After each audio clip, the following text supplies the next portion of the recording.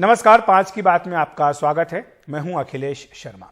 हम शुरुआत कर रहे हैं इस वक्त की एक बड़ी खबर से जो मुंबई से आ रही है। वहां पर अंधेरी इलाके में भीषण आग लगने की खबर मिली है। ये अंधेरी स्पोर्ट्स कॉम्प्लेक्स के पीछे एक दुकान है जहां पर की आग लगने की बात कही गई है। जो तस्वीरें हैं आप देख सकते हैं कि इसमें बहुत ज़्यादा धुआं निकल रहा है जो कि काफ़ी दूर से दिखाई दे रहा है। और करीब 1000 स्क्वायर फीट की ये दुकान है जिसमें कि भीषण आग लगी है। आग पर काबू पाने की तमाम कोशिशें जारी हैं। वहां पर फायर ब्रिगेड की गाड़ी को भी भेजा गया है और आग बुझाने की कोशिश लगातार की जा रही है। लेकिन आग कितनी भीषण है इसका अंदाज़ा इस धुएं से के गुबार से आप देख सकते हैं जो इतने दूर से देखा जा सकता है। और बड़े पैमाने पर ये कहा गया है कि आग लगी है और इसको बुझाने के लिए अब पूरी तरह से प्रयास किया जा रहा है।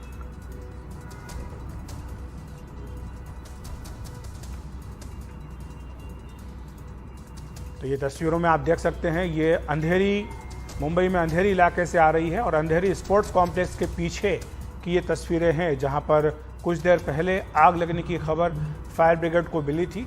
इन तस्वीरों में आप देख सकते हैं जो कि थोड़ी दूर से ली गई हैं कि इतनी दूर से भी इतना धुआं वहां पर निकलता हुआ दिखाई दे रहा है। करीब 1000 स्क्वायर फीट की ये दुकान है जिसमें ये भीषण आग लगी है।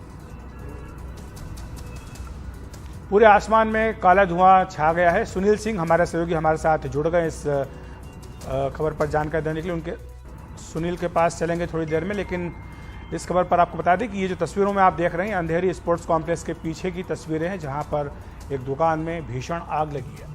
काफ़ी दूर से भी धुआं देखा जा सकता है और पूरे आसमान में धुएं का ये काला बादल छा गया है।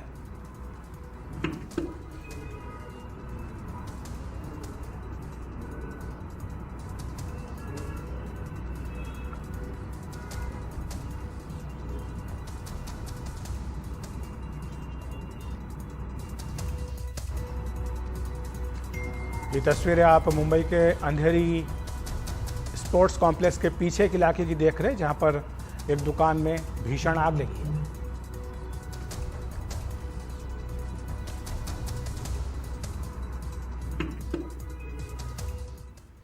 और कर्नाटक में एक के बाद एक हत्याओं के बाद माहौल गरमाया हुआ है। बीजेपी युवा मोर्चा के नेता प्रवीण नेट्टारू की हत्या की जांच मुख्यमंत्री बसवराज बोम्मई ने एनआईए को सौंप दी है। उन्होंने ये भी कहा कि अगर जरूरत पड़ी तो राज्य में योगी मॉडल भी लागू किया जा सकता है।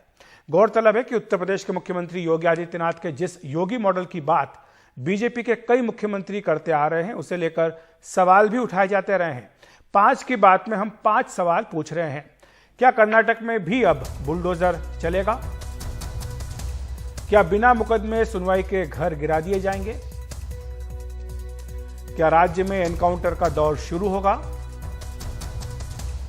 क्या कर्नाटक का बोम्मई मॉडल कामयाब नहीं हो पा रहा है? और क्या हिंदुत्व के रास्ते पर चलेंगे कर्नाटक के मुख्यमंत्री बोम्मई? और क्या इसीलिए योगी मॉडल को लागू करने की बात हो रही है या फिर इसके पीछे कोई और भी कारण है? आज 5 की बात में यही सब कुछ समझने की कोशिश करेंगे। और जिस योगी मॉडल की बार बार बातचीत की जाती है उसको वो क्या है वो भी हम बात करेंगे। उससे पहले सुन लेते हैं वहां के शिक्षा मंत्री ने जो बात कही है वो सुन लेते हैं। मुख्यमंत्री बसवराज बोम्मई ने क्या कहा है, सुन लेते हैं। ನೋಡಿ, ನಾನು ಆಗಲೇ ಇದನ್ನು ಉತ್ತರವನ್ನು ಕೊಟ್ಟಿದ್ದೇನೆ। ಯುಪಿಯಲ್ಲಿರುವಂಥ ಒಂದು ಪರಿಸ್ಥಿತಿ, ಅಲ್ಲಿ ಯೋಗಿ ಸರಿಯಾದಂಥ ಮುಖ್ಯಮಂತ್ರಿಗಳು ಕರ್ನಾಟಕವನ್ನು ನಿಯಂತ್ರಣ ಮಾಡೋದಕ್ಕೆ ಹಲವಾರು ವಿಧಾನಗಳೇನಿದ್ದಾವೆ ಅವುಗಳೆಲ್ಲವನ್ನು ಕೂಡ ಪ್ರಯೋಗ ಮಾಡ್ತಾ ಇದ್ದೇವೆ। ಪ್ರಸಂಗ ಬಂದರೆ ಯೋಗಿ ಮಾಡೆಲ್ ಸರ್ಕಾರವು ಕೂಡ ಕರ್ನಾಟಕದಲ್ಲಿ ಬರ್ತದೆ। All incidents are equal, all murders, all life of the people are same to us. So we want to take strict actions on all the 3 cases. I will not explain anything now. As and when required, whatever is necessary within the frame of law, we will do all actions. It might be UP model or Karnataka model. तो जिस योगी model की बात मुख्यमंत्री कह रहे हैं आखिर वो मॉडल है क्या और ऐसा क्या मॉडल, इसके बारे में लगातार बीजेपी के कई मुख्यमंत्री चर्चा करते हैं। इसकी इतनी चर्चा आखिर हो भी क्यों रही है? बीजेपी के समर्थक कहते हैं कि योगी का ये जो मॉडल है ये सुशासन और हिंदुत्व का मेल है, जबकि योगी के आलोचक कहते हैं कि इस मॉडल के जरिए यूपी में अल्पसंख्यकों को निशाना बनाया जा रहा है। दरअसल पिछले 5 साल की अगर बात करें तो उत्तर प्रदेश में एनकाउंटर में बढ़ोतरी हुई है। पुलिस के ही आंकड़े बताते हैं कि हर दिन औसतन 5 एनकाउंटर होते हैं। मार्च 2017 से अप्रैल 2022 तक 9,434 एनकाउंटर हुए। पिछले 5 साल में 160 अपराधियों को ढेर कर दिया गया और ऑपरेशन लंगड़ा बोलते हुए 3,866 अपराधियों को घुटने के नीचे गोली मारी गई है। और साथ ही यूपी में जिस तरह के भी हिंसक विरोध प्रदर्शन किए गए उन पर सख्ती की गई, गैर कानूनी संपत्तियों पर कार्रवाई की गई, संपत्तियां गिरा दी गई, अवैध निर्माणों को भी तोड़ दिया गया। इसके अलावा मस्जिदों से हजारों लाउड स्पीकर हटा दिए गए और साथ ही आपसी सहमति से लाउड स्पीकर की आवाज भी कम करा दी गई। मुख्यमंत्री योगी आदित्यनाथ कहते हैं कि सड़कों पर नमाज भी बंद हो गई। तो इस पर योगी मॉडल पर चर्चा करने के लिए हमारे साथ 3 खास मेहमान मौजूद हैं। हमारे साथ साधना भारती जी हैं, कांग्रेस की प्रवक्ता, विवेक कुमार श्रीवास्तव जी हैं, बीजेपी के नेता, और साथ ही शरद प्रधान जी हैं, वरिष्ठ पत्रकार, लखनऊ से हमारे साथ जुड़ गए। आप तीनों का बहुत बहुत स्वागत है। सबसे पहले विवेक जी आपके पास आना चाहूंगा, क्या वजह है कि यूपी में जो कुछ हो रहा है उसे कर्नाटक में करने की कोशिश की जा रही है, ये कहते हुए कि योगी मॉडल को फॉलो किया जाएगा? क्या बोमई मॉडल फेल हो गया इसीलिए योगी मॉडल की बात हो रही है? देखिए अखिलेश जी, बोमई मॉडल फेल हुआ या नहीं हुआ, विषय यह है कि जिस तरह से लगातार हत्याएं कर्नाटक में हो रही है और उन हत्याओं के पीछे एक संस्था विशेष का हाथ देखा जा रहा है। अभी मुख्यमंत्री ने उसकी जांच एनआईए को सौंपी है, उसके तार पीएफआई से जुड़े जाने जा रहे हैं। इस सिंडिकेट को तोड़ने के लिए ये सामान्यता राज्य के स्तर का विषय होता है, कानून व्यवस्था, लेकिन जब एक संस्था इस तरह के अपराधों में लिप्त होती है और उसके तार प्रदेश से बाहर भी जुड़े होते हैं, तो उसमें राज्य सरकार की जो मशीनरी है वो उतनी सफलता की ओर नहीं बढ़ पाती। उसके लिए ऐसे चीजों को आवश्यकता होती है, जैसे कि उन्होंने एनआईए पे जांच होती है। और होता क्या है कि इस हत्या की प्रक्रिया में जो माहौल खराब होता है वो राज्य सरकार के लिए बहुत मुश्किलों का सबब होता है। तो उस मुश्किल से निपटने के लिए जो योगी मॉडल जो उत्तर प्रदेश में योगी आदित्यनाथ जी ने लागू किया, ऐसे अपराधियों के घर बुलडोजर भेजने का, ऐसे अराजकतावादियों के घर बुलडोजर भेजने का और उनके पूरे घर के खानदान के कागज पत्तर जांच करके जो घर उनका अवैध है या इलीगल जमीन पे बना उसको गिराने का जो काम किया, इससे पूरे उनके परिवार विशेष में कर लीजिए या समाज में एक ये हो जाता है कि साहब अगर हम गलत करेंगे तो हमें रहने के लिए छत्ती मुहैया इस सरकार में नहीं। लेकिन इस पर सवाल भी उठते हैं, जो जिस तरह से बुलडोजर चलता है विवेक जी, कहा जाता है कि कई जो बेकसूर हैं, बेगुनाह लोग हैं, उनके घरों को भी तोड़ दिया गया। ऐसा कोई एक भी उदाहरण उत्तर प्रदेश का नहीं अखिलेश जी जिसमें बेगुनाह या ऐसे लोगों के घर बुलडोजर चला हो जो अपराध में लिप्त नहीं थे। और कायदे से तो ये बुलडोजर उनके यहाँ भी कभी नहीं गया जिनके मकान अवैध नहीं थे। इसकी बाकायदा पूरी कानूनी प्रक्रिया का पालन करते हुए चला, चाहे वो अर्बन एक्ट की धारा हो चाहे गैंगस्टर एक्ट की धारा हो, दोनों धाराओं के अंतर्गत ही ये ध्वस्तीकरण और जब्तीकरण की कार्रवाई उत्तर प्रदेश सरकार ने की है।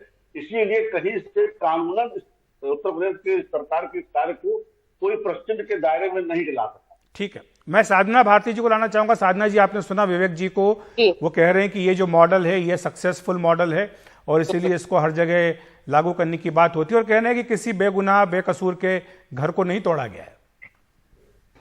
जी, सबसे पहली बात तो ये कि बड़ी अजीबोगरीब स्थिति है भारतीय जनता पार्टी के लिए स्वयं कि आज मोदी मॉडल की बात नहीं हो रही है, आज योगी मॉडल की बात हो रही है। क्यों भाई? मोदी जी का गुजरात मॉडल फेल हो गया इसलिए योगी मॉडल की बात की जा रही है।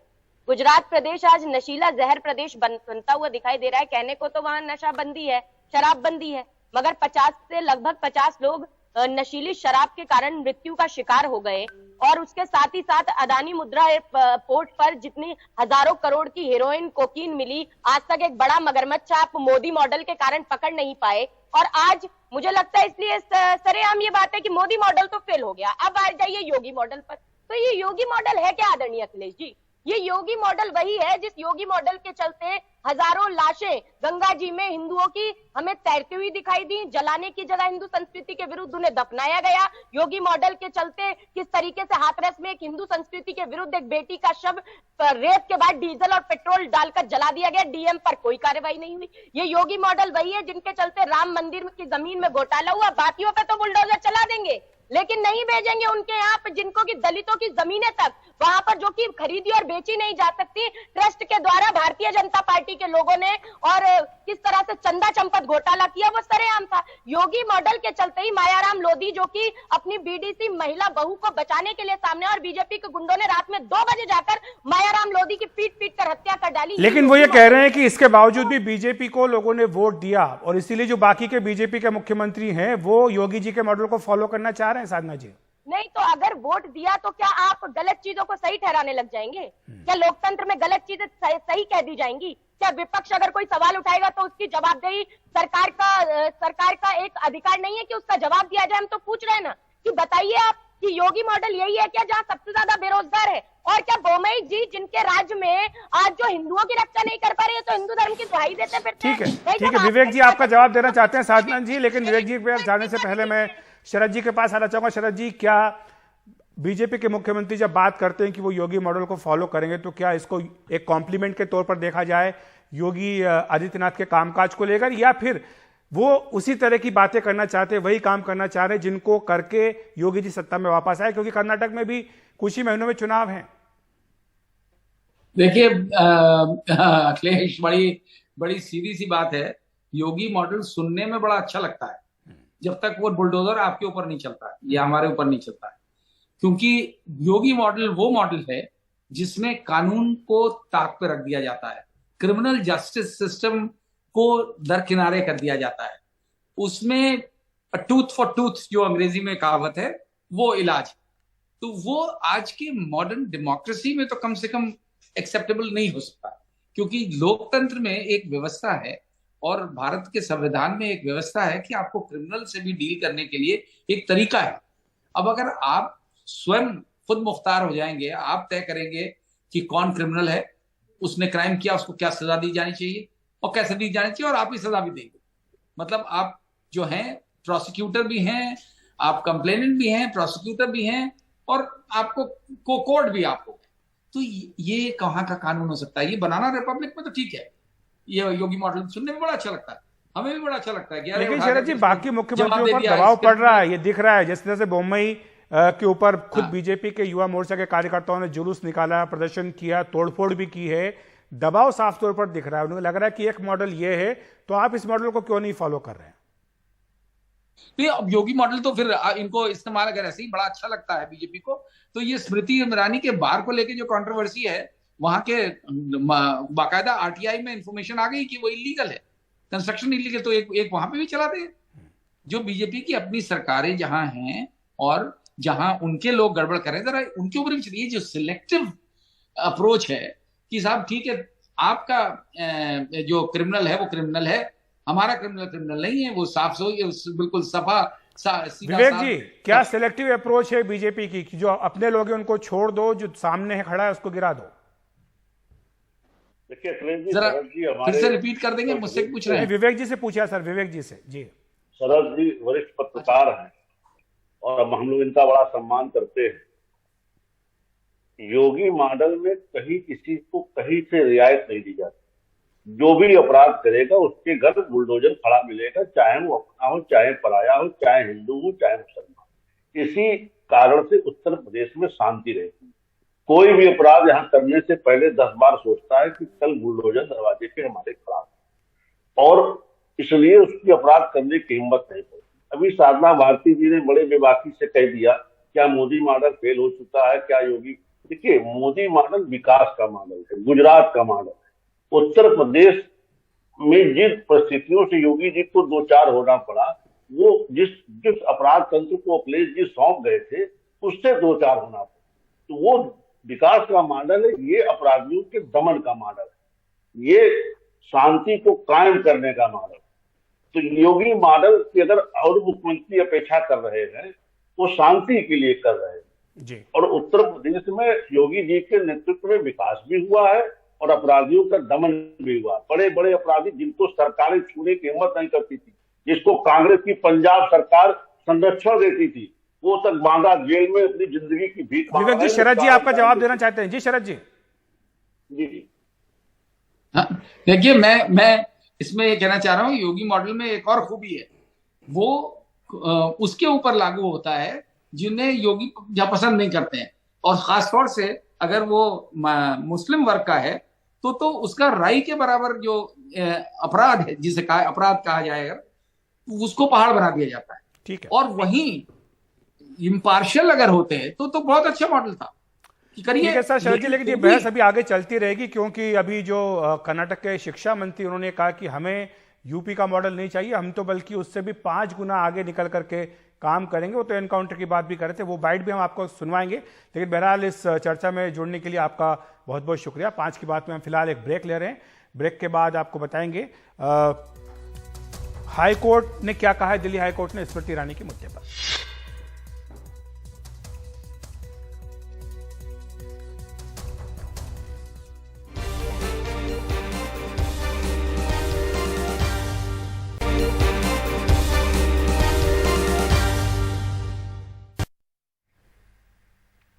मध्य प्रदेश की राजधानी भोपाल में जिला पंचायत के बाहर जबरदस्त हंगामा देखने को मिला।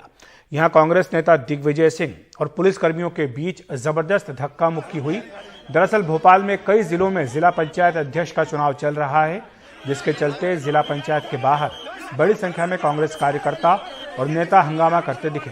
कांग्रेस का कहना है कि पुलिस और प्रशासन सरकार के दबाव में काम कर रहे हैं।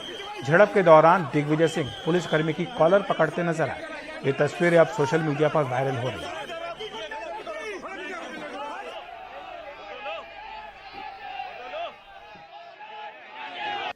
ऐसा अशोभनीय व्यवहार किसी पूर्व मुख्यमंत्री को शोभा नहीं देता। कॉलर पकड़ रहे हैं पुलिस अफसर की, चिल्ला रहे हैं, कलेक्ट्रेट के गेट को धक्का देके तोड़ने की कोशिश कर रहे हैं। अब ये बदतमीजी है। लोकतंत्र में जय और पराजय चलती रहती है, लेकिन ऐसी बौखलाहट कि आप पुलिस अफसर की कॉलर पकड़ेंगे, यह हक और अधिकार किसने दिया आपको? यह शोभनीय है और आश्चर्य है मुझे कि कोई व्यक्ति 10 साल मुख्यमंत्री रह के ऐसे कृत्य कर रहा है। यह तो कांग्रेस की बौखलाहट का प्रतीक है। जमीन खिसक गई तो गालियां दो और कॉलर पकड़ो। मैं इसकी घोर निंदा करता हूं। वहीं जबलपुर में स्टेशन पर बुजुर्गों को बेरहमी से पीटने वाले पुलिस वाले को सस्पेंड कर दिया गया है। पुलिस वाले का नाम अनंत शर्मा है और इसकी पोस्टिंग रीवा में है। इस वीडियो में देखा जा सकता है कि कैसे ये पुलिस वाला बुजुर्ग को बेरहमी से पीट रहा है, फिर बुजुर्ग को प्लेटफॉर्म पर घसीटता है और रेलवे पटरियों पर लटका देता है और तब भी उसे पीटता रहता है। हमारे सहयोगी अनुराग द्वारी हमारे साथ जुड़ रहे हैं इस खबर पर अधिक चर्चा करने के लिए। अनुराग, ये पूरा मामला क्या है, कौन है ये बुजुर्ग और ये घटना क्यों हुई? दरअसल अखिलेश जी, ये मामला 2 दिन पुराना है और ट्रेन में बैठे एक शख्स ने इसका वीडियो बनाया था। ये बुजुर्ग वहां आए और इनका कहना था कि किसी ने इनको गाली दी, जिसकी शिकायत करने ये पुलिस वाले के पास गए, लेकिन पुलिस वाले ने उनकी शिकायत नहीं सुनी और उन्हें लात जूतों से मारने लगे। अब पहले इसमें जब चूंकि पुलिस वाले की पहचान नहीं हो पा रही थी, किसी ने कहा वो शायद आरपीएफ का जवान है, किसी ने जीआरपी का बताया, लेकिन आरपीएफ ने एक प्रेस विज्ञप्ति जारी करके बताया कि ये उनसे संबंधित नहीं है और सीसीटीवी के जरिए इसकी पहचान करने की कोशिश की जा रही है। बाद में पता लगा ये जवान रीवा पुलिस में पदस्थ है और वहां के एसपी ने तत्काल प्रभाव से इसे निलंबित कर दिया है। लेकिन कुछ लोगों से हमारी बातचीत हुई है, उनका ये भी कहना था कि ये जो जिस शख्स को पीटा जा रहा है वो दरअसल शराब के नशे में थे और स्टेशन पर मौजूद किसी महिला से किसी तरह की अभद्रता की और वो महिला जब दौड़कर जा रही थी तो पुलिस वाले से टकरा गई और कुछ शख्स भी लड़खड़ाकर पुलिस वाले के पास गिरा और पुलिस वाले ने फिर उसे मारना शुरू किया। और इसलिए वहां मौजूद लोगों का कहना है कि कोई बीच बचाव करने नहीं गया, क्योंकि ये लगातार इस तरह का वाकया हो रहा था। तो 2 तरह की बातें हैं। पुलिस ने अभी आधिकारिक तौर पर इस बात की पुष्टि नहीं की है, लेकिन वहां मौजूद कुछ लोगों ने हमें ये जानकारी दी है। शुक्रिया अनुराग आपका इस तमाम जानकारी के लिए। केंद्रीय मंत्री स्मृति ईरानी के मामले में दिल्ली हाई कोर्ट ने कांग्रेस नेता जयराम रमेश, पवन खेड़ा और नेता डिसूजा से ट्वीट हटाने को कहा है। दिल्ली हाईकोर्ट ने अगले 24 घंटों के भीतर ये ट्वीट हटाने के आदेश दिए। कोर्ट ने कहा कि अगर इन्हें नहीं हटाया गया तो सोशल मीडिया कंपनी इन्हें हटाएं। दिल्ली हाईकोर्ट ने कथित बार और रेस्टोरेंट लाइसेंस विवाद पर प्रेस कॉन्फ्रेंस को लेकर पवन खेड़ा, जयराम रमेश और अन्यों के खिलाफ स्मृति ईरानी मानहानि मामले में समन भी जारी किया है। इस मामले पर अगली सुनवाई 18 अगस्त को होगी।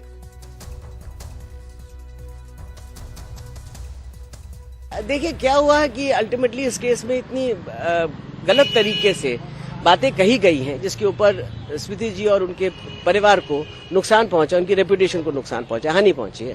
और उस कारण से उन्होंने कॉम्पेंसेशन का केस और इंजंक्शन का केस डाला था कि ये सारे जो प्रेस कॉन्फ्रेंस की पोजीशन है और जो ट्वीट और रीट्वीट है, चाहे वो मेटा में है, चाहे वो यूट्यूब में है, चाहे वो इंस्टाग्राम में है, यहाँ सबसे वो क्या कहते हैं डिलीट होने चाहिए। They should be remove from that.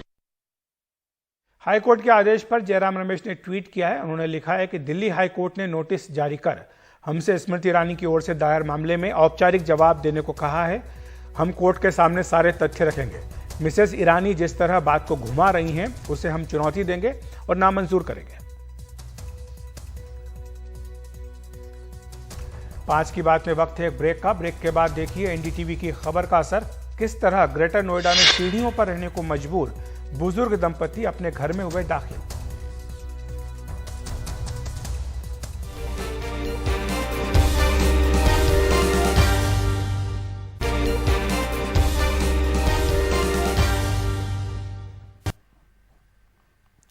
Greater Noida की उस बुजुर्ग दंपति को उनका फ्लैट मिल गया है जो पिछले 1 हफ्ते से किराएदार के जाने का इंतजार कर रहे थे।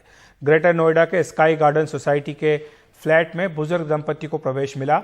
मकान मालिक अपनी पत्नी के साथ 1 हफ्ते से सीढ़ियों पर रह रहे थे। फ्लैट के बाहर ही उनका सारा सामान भी रखा था।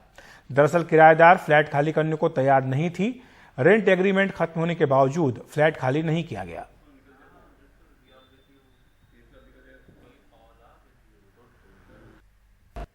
First of all, I just want to thank media, society members, police and प्रशासन अधिकारी जिन्होंने हमारी मदद की, हमारी इस मुसीबत को कम किया। अल्टीमेटली हम अपने घर के अंदर आ सके। एक और साथ में बोलना चाहता हूं कि जो एग्रीमेंट है ओनर एंड टेनेंट को स्पेशली अगर एग्री करना चाहिए। ख़त्म हो गया तो चुपचाप अपने आप वापस कर देना चाहिए। ये स्ट्रगल नहीं होनी चाहिए। ऐसा कुछ लॉ होना चाहिए और पुलिस के पास भी इतनी अथॉरिटी होनी चाहिए कि वो इस ओनर एंड टेनेंट के बीच में जो एग्रीमेंट होता है अगर वो ख़त्म हो गया है तो उन लोग इंटरफेयर कर सकें। उनके पास इतनी पावर रहनी चाहिए। सर समाज से क्वेश्चन मेरा एक ही क्वेश्चन है, औरत किसी भी स्टेज में हो उसको हर बार जजमेंट जिस तरह से किया जाता है वो नेगेटिव हो जाती है और इतनी नेगेटिव हो जाती है कि भयंकर स्थिति आ जाती है। कोई भी नहीं चाहता कि ये सिचुएशन आए, कभी नहीं चाहता। जो जिनके कारण सिचुएशन ऐसी अकरिंग हो गई, रिकरिंग होते 2 साल से मेरी सिचुएशन बहुत बैड हो गई। मेरे पेट पे डायरेक्ट लात पड़ी है। प्रॉपर्टी ब्रोकर का काम मैं कर रही हूँ। एक पुरुष प्रधान समाज में एक प्रॉपर्टी डीलर्स का जो काम है वो एक से पुरुष कर सकते हैं, लेडीज भी कर रही हैं, लेकिन उनको कितना स्ट्रगल करना पड़ता है हर चीज के लिए। वक्त एक ब्रेक का। ब्रेक के बाद पश्चिम बंगाल में 50 करोड़ की बरामदगी के बाद और कैश की तलाश।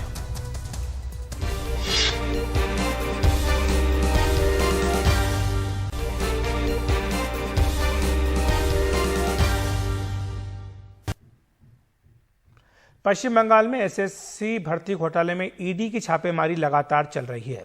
इस मामले में राज्य के पूर्व मंत्री पार्थ चटर्जी की करीबी अर्पिता मुखर्जी के घरों से 50 करोड़ रुपए से भी ज्यादा बरामद हो चुके हैं। साथ ही 5 किलो सोना भी बरामद किया गया। ईडी के सूत्रों के हवाले से खबर है कि अब अर्पिता मुखर्जी की 4 लग्जरी गाड़ियों की तलाश हो रही है। ये गाड़ियां अर्पिता के डायमंड सिटी फ्लैट वाले घर से गायब हैं। गायब गाड़ियों में एक ऑडी, एक मर्सिडीज, एक होंडा सीआरवी और एक होंडा सिटी है। ईडी के मुताबिक इन गायब गाड़ियों में भारी संख्या में कैश था। इन्हीं गाड़ियों की तलाश में छापे मारे जा रहे हैं। सीसीटीवी फुटेज को खंगाला जा रहा है। ईडी सूत्रों की माने तो अर्पिता की गिरफ्तारी के समय एक मर्सिडीज बरामद हुई थी।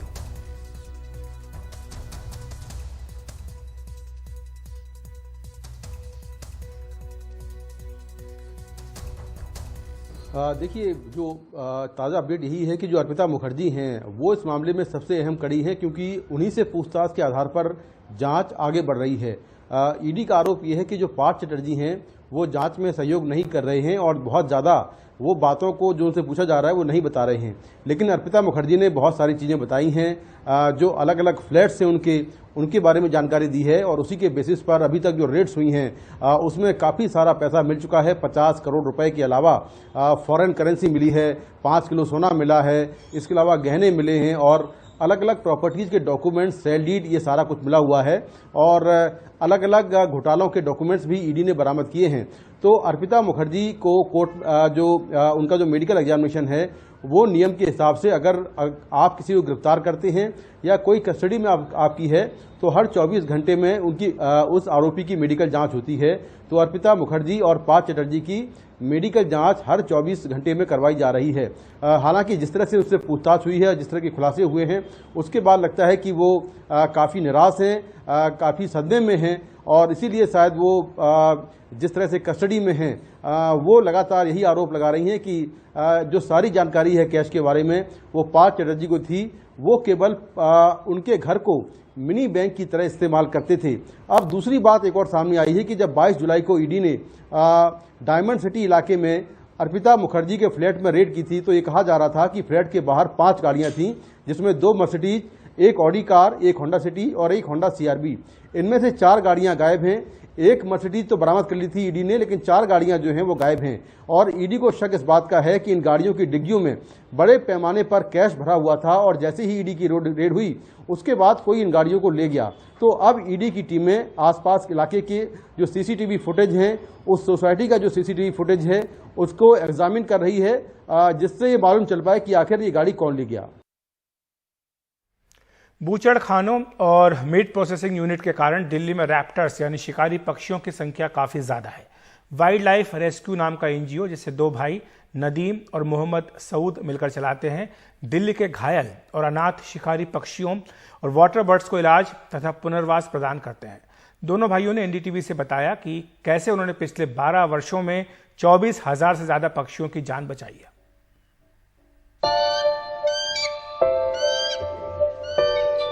ये मेनली स्कैवेंजर बर्ड्स हैं, ये डेड एनिमल्स खाते हैं और कभी कभी जो घर का फेंका हुआ कचरा होता है, तो हमारे जो स्लॉटर हाउस के साथ में बहुत सारा वो रिफ्यूज़ निकलता है मीट का, जो इंसानों के लिए सूटेबल नहीं होता, तो वो डंप्स पे डाला जाता है। वो पड़े पड़े वहाँ सड़ता रहता अगर ये पक्षी नहीं होते, ये आकर उसे खाते हैं। अगर वो मीट पड़े पड़े सड़ता रहे तो ज़्यादा इन्फेक्शन फैलने के चांस हैं।